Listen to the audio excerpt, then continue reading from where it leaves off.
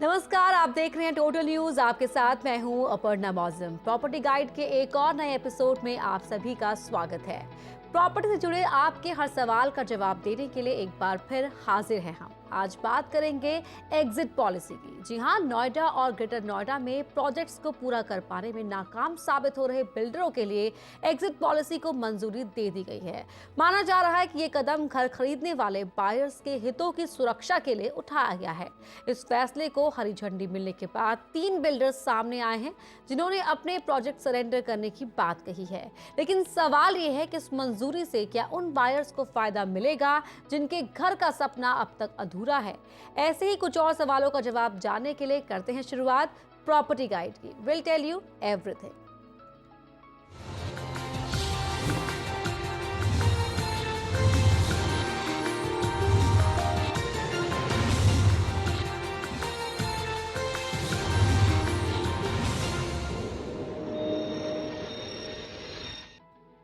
और आज इस पॉलिसी को विस्तार से समझाने के लिए और आपके सवालों का जवाब देने के लिए हमारे साथ मौजूद हैं प्रॉपर्टी एक्सपर्ट अनिल कोहली जी। अनिल जी, बहुत बहुत स्वागत है आपका। धन्यवाद। अनिल जी, एग्जिट पॉलिसी को लेकर कहा तो जा रहा है कि इससे बायर्स को सीधे फायदा मिलेगा, लेकिन क्या मिलेगा और किस तरह मिलेगा और क्या कोई रुकावट भी आ सकती है, इस बारे में डिटेल से आपसे जानेंगे। लेकिन उससे पहले दर्शकों को एक रिपोर्ट दिखाते हैं जिसके जरिए हम आपको समझाने की कोशिश करेंगे क्या है ये एग्जिट पॉलिसी। दरअसल कई बायर्स ऐसे हैं जिन्होंने नोएडा और ग्रेटर नोएडा में सपनों का आशियाना बुक कराया था, लेकिन अब तक उनका ये सपना ही रहा है। लेकिन एग्जिट पॉलिसी को अथॉरिटी की मंजूरी मिलने के बाद क्या बायर्स को इससे फायदा मिलेगा? देखिए हमारी एक खास रिपोर्ट।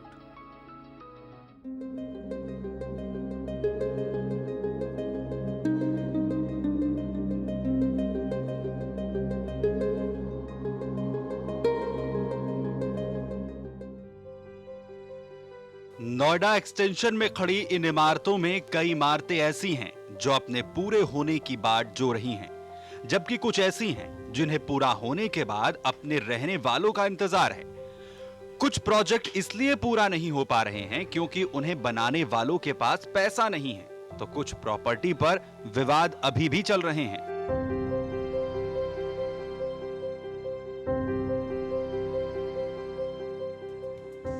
इन्हीं विवादों को सुलझाने के लिए नोएडा अथॉरिटी एग्जिट पॉलिसी लेकर आई।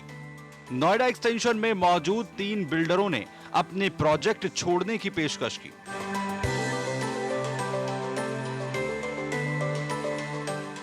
उन्होंने भी किया है। ऑब्वियसली उनके पास लैंड होल्डिंग ज़्यादा होगी, ओवर कमिटमेंट होगी, जिसकी वजह से उन्होंने ये मूव लिया। और मुझे लगता है कहीं ना कहीं ये पॉजिटिव ही है, ताकि दूसरे डेवलपर्स को भी चांस मिलेगा यहाँ पर लैंड लेने का, एंड होम बायर्स के लिए पॉसिबिलिटीज़ बनेंगी कि उनकी चीज़ टाइम से डिलीवर होगी। क्योंकि अगर एक बिल्डर ने एग्जिट किया है एक लैंड से, तो यानी कि जो पैसा उसको वापस अथॉरिटी से मिलेगा वो अपने एग्जिस्टिंग प्रोजेक्ट्स में उससे लगा के अपने एग्जिस्टिंग प्रोजेक्ट्स को कंप्लीट कर पाएगा। सवाल यह है कि क्या ये बदलते हालातों का असर है?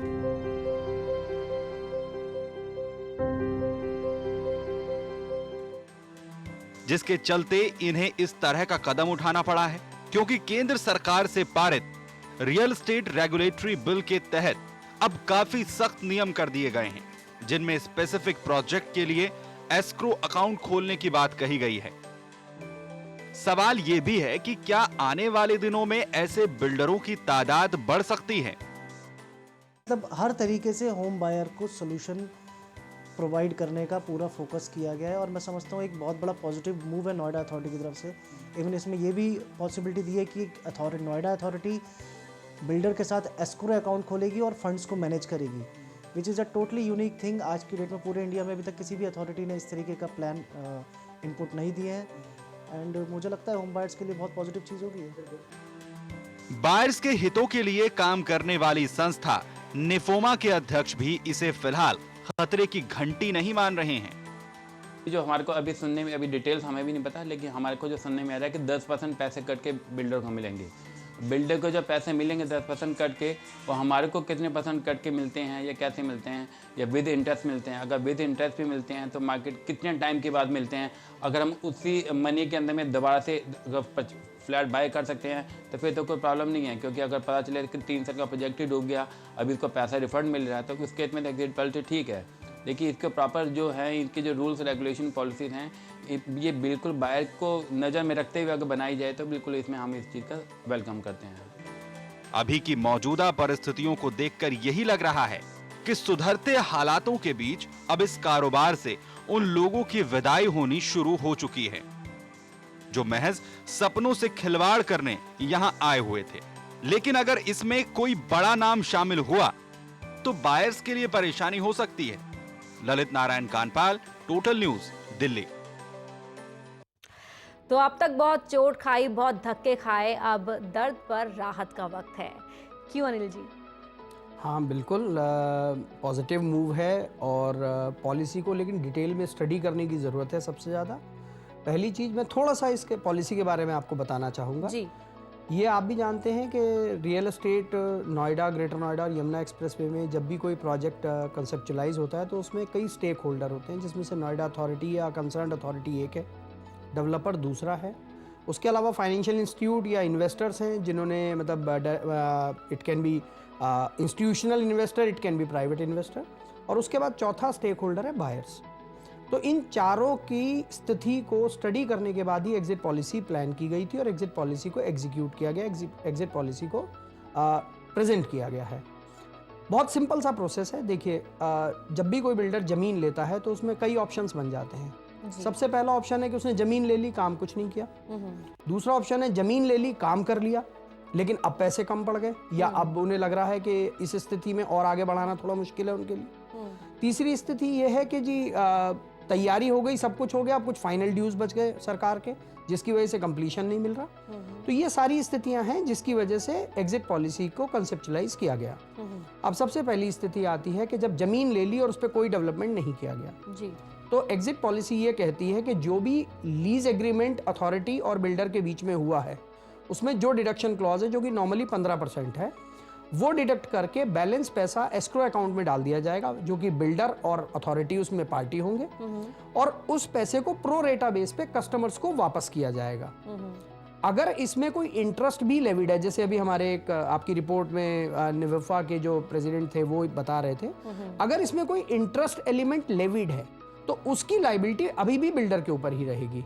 लेकिन एटलीस्ट अगर प्रोजेक्ट एग्जीक्यूट नहीं हो रहा, प्रोजेक्ट स्टार्ट ही नहीं हो रहा, तो एटलीस्ट आपका बेसिक प्रिंसिपल पैसा प्रो रेटा बेस पे आपको वापस मिल रहा है। ये बायर के लिए खुशखबरी है। दूसरी स्थिति क्या है कि आपने काम शुरू कर दिया, बिल्डर ने बनवाना शुरू कर दिया, कहीं पर आकर के बात अटक गई, may be cash flow problem आ गई, मे बी अथॉरिटी की प्रॉब्लम आ गई, मे बी एनजीटी की प्रॉब्लम हो गई, मे बी सुप्रीम कोर्ट की कोई गाइडलाइंस आ गई। तो इन सारे सिचुएशंस में क्या इन्होंने प्रोविजन किया एग्जिट पॉलिसी में कि आप क्या कर सकते हैं, आप अपने जो आपका जो ड्यूज हैं उसको रीशेड्यूल करवा सकते हैं 25% पैसा देके, बैलेंस 75% प्लस सर्टेन इंटरेस्ट लगा करके आपका ये जो प्रोजेक्ट है ये रीशेड्यूल हो जाएगा।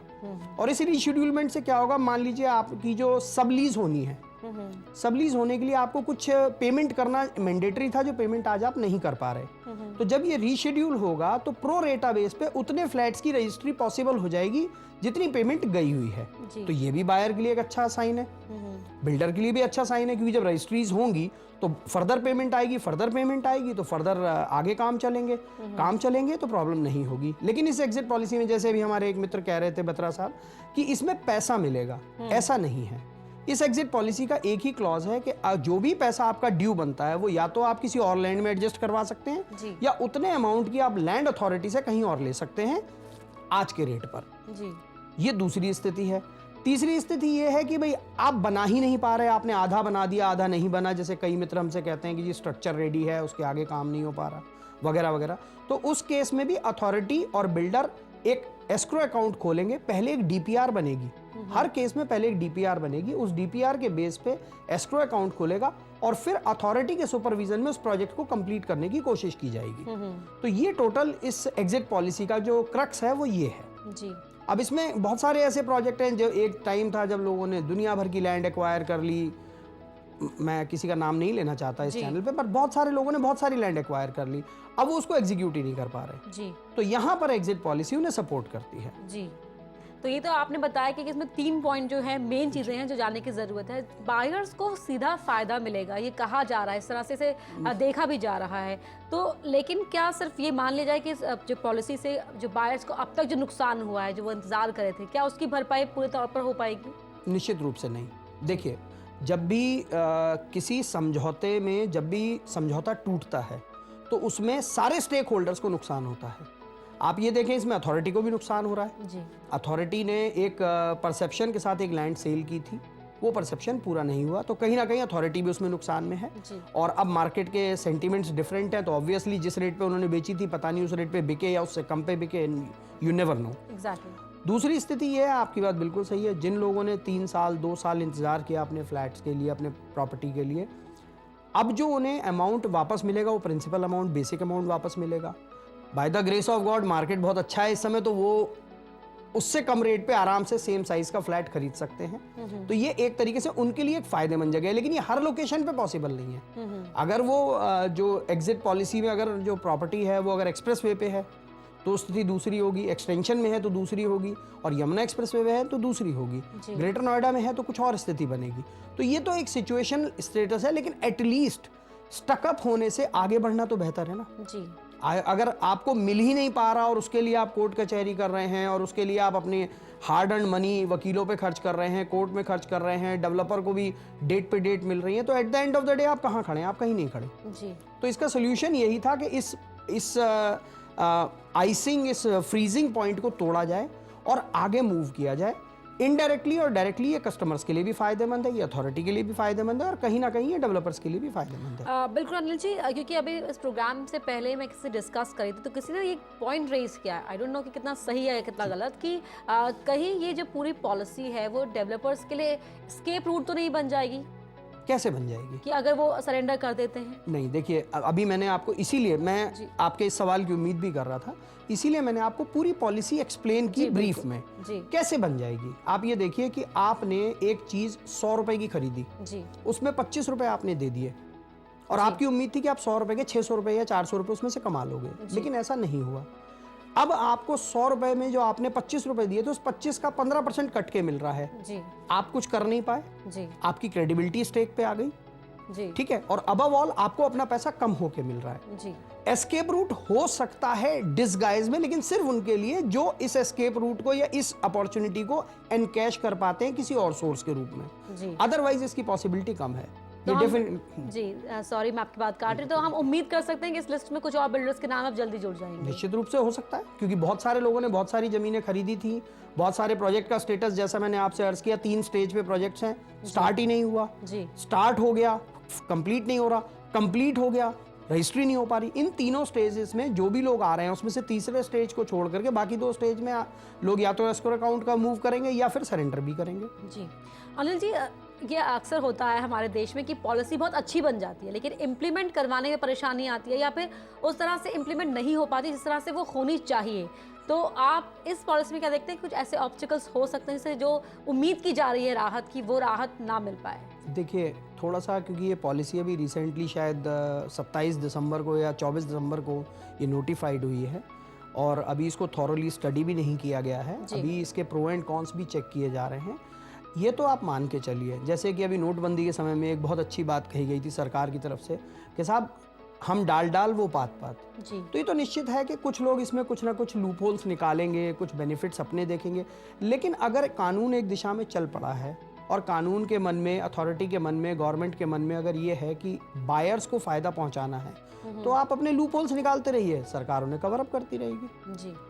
और जो बायर्स हैं वो किस तरह से इस पॉलिसी के जरिए अपना पूरा का पूरा फायदा उठाने की कोशिश करें? जैसा कि मैंने आपसे कहा कि अगर नोएडा एक्सटेंशन का बायर है जी। तो नोएडा एक्सटेंशन के बायर के लिए अपॉर्चुनिटी है। जी। बस शर्त यह है कि ये काम क्विकली हो। जी। ऐसा ना हो कि जब तक ये रिफंड्स की पॉलिसी हो, रिफंड्स एग्जीक्यूट हो, तब तक मार्केट फिर से रिवाइव कर जाए। जी। अगर रिवाइव कर गया फिर उनके लिए थोड़ी सी समस्या हो सकती है, क्योंकि जो पैसा उन्हें मिलेगा वो बिना किसी ब्याज के मिलेगा। जी। तो जाहिर सी बात है, अगर उतने पैसों में वो फ्लैट खरीद सकते हैं, जैसा कि हमारे निफा के प्रेसिडेंट भी कह रहे थे, तो ये स्थिति डेफिनेटली उनके लिए एक अपॉर्चुनिटी है। जी। और अनिल जी, हमारे साथ कॉलर्स के जुड़ने का सिलसिला शुरू हो गया है। नोएडा से विजेंद्र जी हमारे साथ हैं। विजेंद्र जी, क्या सवाल है आपका? हेलो विजेंद्र जी, क्या सवाल है आपका? प्लॉट मिल रहा है कि इनका मकान मिल रहा है? जी जी, अपना सवाल दोहराएं। हेलो, जी, अपना सवाल बताएं।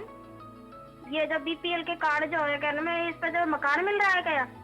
बीपीएल के कार्ड पर नोएडा की बात कर रही हैं आप? नहीं, नोएडा तो मेरा सेक्टर लगता है, मैं नोएडा में रहती हूँ कहने में। जी आप किस जगह के प्लॉट की बात कर रही हैं? मैं दिल्ली की कर रही हूँ, दिल्ली की जगह की। जी, दिल्ली से। अनिल जी, अगर आप सवाल समझ पाए हो तो। बिल्कुल बिल्कुल। जी। देखिए, बहुत सारी र्यूमर्स बाजार में उड़ती रही हैं। जैसे कि एक बड़ा फनी सीन मेरे साथ भी हुआ था कि मैं एक एटीएम की लाइन में खड़ा था और वहाँ करीबन सडनली 150 आदमी आके खड़े हो गए। पता चला किसी ने र्यूमर उड़ा दी थी कि साहब 2000 रुपये हर उसको एटीएम मशीन देगी। तो ऐसी ही कुछ ये भी स्थिति है, ऐसा नहीं है। ऐसी कोई अभी योजना सरकार की तरफ से सुनाई नहीं दी है कि बीपीएल कार्ड होल्डर्स को कोई प्लॉट दिए जा रहे हैं।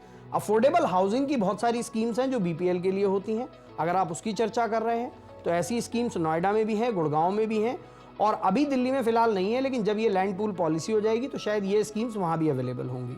जी अनिल जी, अगर हम क्योंकि जाहिर सी बात है बायर्स का बहुत कुछ स्टेक पर होता है, बहुत इनोसेंट भी होते हैं हमारे बायर्स, बहुत जगह जो चीज़ें कही जाती हैं उन पर विश्वास भी कर लेते हैं। अगर इस पॉलिसी को लेकर क्या आप कुछ एडवाइस करें कि उन्हें किस चीज़ों को लेकर सतर्क रहना चाहिए?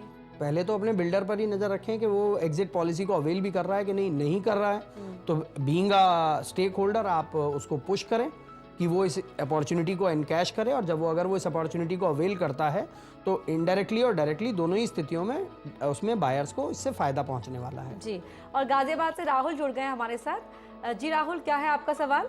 नमस्कार मैम। नमस्कार। नमस्कार सर। नमस्ते। हाँ सर, देखिए मैं जानना चाहता हूँ, मेरे को गाजियाबाद में प्रॉपर्टी में इन्वेस्टमेंट करना है, तो कौन सी अच्छी जगह रहेगी? जैसे राजनगर एक्सटेंशन है या फिर भोपुरा के आसपास टैली 99 का प्रोजेक्ट। जी देखिए मित्र, आपने जो सवाल किया है ना, वो बहुत सारे फैक्ट्स मुझे आपसे जानने होंगे। सबसे पहले आपका बजट क्या है? अगर आपका बजट अनलिमिटेड है तो why not buy Rajnagar, why go Rajnagar extension.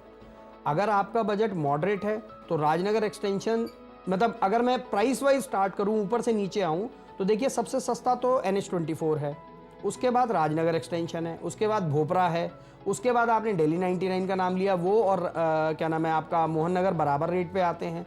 तो आप ये देखिए कि आपकी ज़रूरत क्या है, आपका बजट क्या है, और फ्यूचर में आपकी ज़रूरतें क्या होने वाली हैं। आपको अपने वर्क प्लेस को ध्यान में रखना चाहिए, आपको अपने बच्चों की एजुकेशन को ध्यान में रखना चाहिए, आपको अपने रिटायरमेंट को भी ध्यान में रखना चाहिए, क्योंकि घर कोई ऐसी चीज़ नहीं है कि आज आपने खरीद ली और उसके बाद आप उसे बदल लें। अब थोड़ा सा मुश्किल हो जाएगा, क्योंकि रूल्स अगर डेवलपर के लिए स्ट्रिक्ट हैं तो बेनामी प्रॉपर्टी खरीदने वालों के लिए भी स्ट्रिक्ट हैं। तो एडवाइस ये है कि अपने प्राइस बैंड को एक बार स्टडी कीजिए और उसके बाद अपना डिसीजन ले लीजिए। जी, और महिपालपुर से श्रीकांत भी जुड़ गए हमारे साथ। जी, अपना सवाल बताएं। मैडम, मैं ये जानना चाहूँगा, अगर मैं नोएडा में प्लॉट खरीदना, फ्लैट खरीदना चाहूँ 2 BHK, जी, तो मेरा बजट कितना होना चाहिए? कितने में मुझे फ्लैट मिल जाएगा? देखिए, आपका जो टोटल बजट होना चाहिए, अगर आप नोएडा एक्सटेंशन में ट्राई करना चाहते हैं तो 27 लाख से 32 लाख रुपए में आपको एक अच्छा 2 BHK फ्लैट मिल जाएगा। अगर आप किसी ब्रांडेड बिल्डर के साथ जाना चाहते हैं तो आपका बजट 35 से 45 लाख रुपए के आसपास होना चाहिए। अगर यही प्रॉपर्टी आप एक्सप्रेस वे पे चाहते हैं, जो कि नोएडा की प्रोमिनेंट लोकेशन है, तो आपका बजट 50 लाख से 70 लाख के बीच में होना चाहिए। और यही अगर आप यमुना एक्सप्रेस वे पे जाना चाहें तो आपका बजट 25 लाख से 35 लाख में भी हो जाएगा। जी, और जामिया नगर से एक और कॉलर जुड़ गया हमारे साथ, असलम है। असलम, क्या है आपका सवाल? एक्चुअली मेरा सवाल ये है कि मेरा जो बजट है वो अराउंड 25 लाख का है। जी, और मैं जी असलम, आप तक आवाज पहुंच। जी, मैं करता हूँ तो मुझे कितने टाइम में पोजीशन मिल जाएगा? सवाल आपका कंप्लीट नहीं हो पाया, दोबारा दोहराइए। मेरा सवाल ये है कि मेरा बजट अराउंड 25 लाख है जी, और नोएडा स्टेशन बुक कराना चाहता हूँ, तो अगर 1 BHK क्या मेरे लिए अफोर्डेबल होगा? और सेकंड थिंग कि क्या मुझे कितने टाइम में पोजीशन मिल जाएगा? जी, देखिए, आपके लिए नोएडा एक्सटेंशन में 2 BHK भी अफोर्डेबल है, सब्जेक्ट टू कि आप अपने आप को स्ट्रेच कर लें 1 से 2 लाख रुपए में, नंबर 1। नंबर 2, क्योंकि आप कोई भी प्रॉपर्टी अभी लेने चाहेंगे वो अंडर कंस्ट्रक्शन होगी, जिसमें करीबन मान के चलिए 12 महीने से 24 महीने का पोजीशन टाइम होगा। तो आई एम श्योर 12 से 24 महीने में आप 1 से 2 लाख रुपए की स्ट्रेचेबिलिटी कर भी सकते हैं। तो आप आराम से आइए, बहुत सारी प्रॉपर्टीज़ हैं, देखिए और जो पसंद आए वो खरीद लीजिए। जी, तो ऑप्शंस बहुत सारे हैं, बस हमें नजर रखनी चाहिए कि क्या सही है। द्वारका से हंसराज जुड़ गए हमारे साथ। जी हंसराज जी, क्या है आपका सवाल?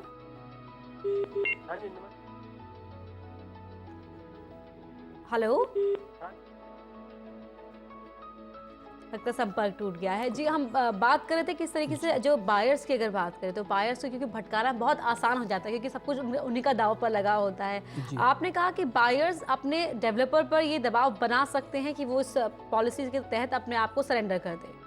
नहीं, मैंने ये कहा कि बायर एक प्रेशर ग्रुप बना करके उस अपने डेवलपर को ये कहें कि वो इस अपॉर्चुनिटी को अवेल करे।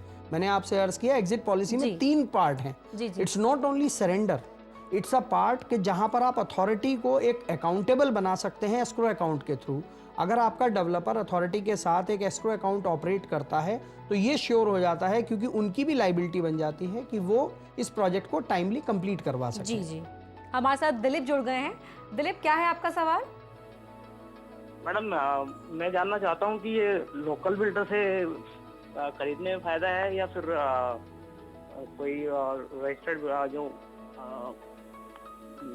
अच्छे बिल्डर से खरीदने में फायदा है? जी, अनिल जी, बड़ा सिंपल सा सवाल है और बड़ा सिंपल सा ही जवाब है।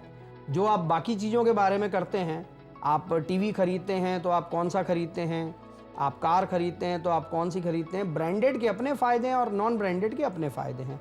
नॉन ब्रांडेड आपके लिए प्राइस सस्टेनेबल, प्राइस सेंसिटिव होता है, और ब्रांडेड जो है वो आपके लिए एक बढ़िया प्रोडक्ट टाइम बाउंड डिलीवरी के साथ आता है। अब ये आप अपनी चॉइस देखें कि आपके पास क्या स्टेटस है और आप किस तरीके से, अगर आपके पास बजट अच्छा है तो डेफिनेटली आपको ब्रांडेड के साथ जाना चाहिए। जी, और हैदराबाद से प्रकाश जुड़ गए हमारे साथ। जी प्रकाश, क्या है आपका सवाल? नमस्कार मैडम। नमस्कार मैडम, मैं हैदराबाद से हूँ। मैं दिल्ली में कुछ ट्राई करना चाह रहा हूँ कि 20 से 30 लाख के बजट में। तो उसके लिए दिल्ली के एक्चुअली मेरा ऑफिस जो दिल्ली के है सेना भवन लोकेशन में है, और उस एरिया से नियर बाई हो और बेटर कम्युनिकेशन हो, बेटर ट्रांसपोर्टेशन का हो फैसिलिटी, कहाँ पे लेना होगा और 20-30 लाख के बजट में। ओके, क्योंकि आप सेना भवन की बात कर रहे हैं जो सेंट्रल दिल्ली में आता है, अगर मैं सही समझ रहा हूँ सेंट्रल सेक्रेटरीट में, तो आपको नोएडा एक्सटेंशन भी सूट करता है। 25 लाख के बजट में आपको 2 BHK मिल सकता है। अगर आप क्या नाम है और थोड़ा सा अपने आप को अपग्रेड कर सकते हैं तो आप द्वारका एक्सप्रेसवे पे ले सकते हैं, वहाँ आपको 35 से 45 लाख रुपए में 2 BHK मिल सकता है। 25 लाख में 1 BHK आपको मिल पाएगा।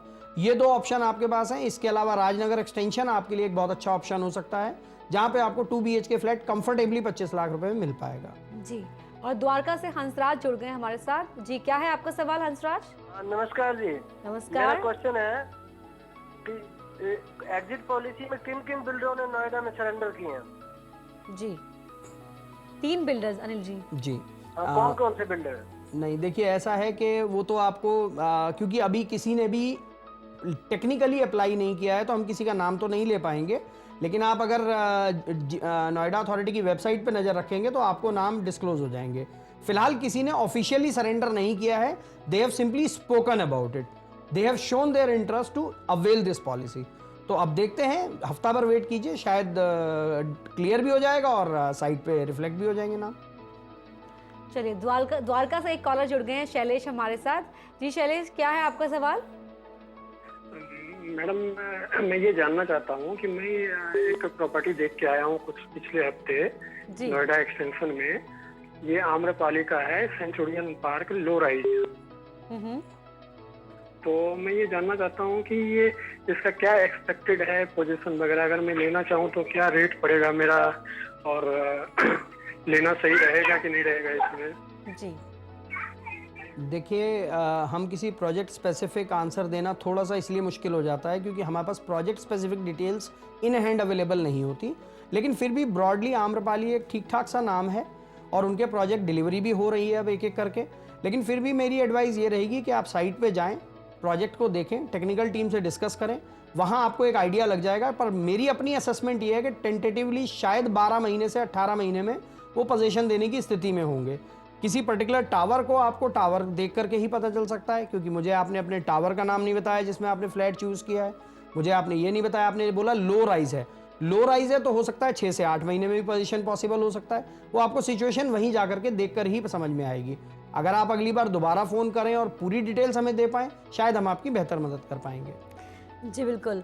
अनिल जी, क्योंकि वक्त हमें और इजाज़त नहीं देता है कि हम इस डिस्कशन को आगे ले जाएं, तो एक फाइनल कमेंट मैं आपसे चाहूँगी कि बायर्स के लिए ये पॉलिसी किस तरह हेल्पफुल अब हो सकती है आगे आने वाले वक्त में, और जो पुराने बायर्स हैं उन्हें आप क्या सजेस्ट करेंगे? देखिए, सबसे पहला फ़ायदा तो बायर्स को बड़ा स्ट्रेट अवे मिलने वाला है कि जो पैसा उनका ब्लॉक था, जी, जिस पैसे को वो यूटिलाइज कहीं और कर सकते थे, वो पैसा अब जल्दी से जल्दी उनके हाथ में वापस आने वाला है, जी, अगर डेवलपर सरेंडर कर रहा है तो। दूसरी स्थिति में अगर डेवलपर अथॉरिटी के साथ एस्क्रो अकाउंट खोल के प्रोजेक्ट को कंप्लीट कर रहा है तो भी उन्हें एक टाइम बाउंड कमिटमेंट मिलने वाला है अपनी डिलीवरीज को लेकर के। जी, तीसरी सबसे बड़ी चीज़ ये है कि एटलीस्ट अब क्योंकि अथॉरिटी एक स्टेक होल्डर डायरेक्टली हो गई है, तो अकाउंटेबिलिटी बढ़ गई है, चाहे वो रिफंड्स को लेकर के हो और चाहे वो पोजीशन को लेकर के हो। जी। अनिल जी, बहुत बहुत थैंक यू आपका, बहुत बहुत शुक्रिया, आपने अपना कीमती वक्त निकाला हमारे इस शो के लिए। Thank you very much.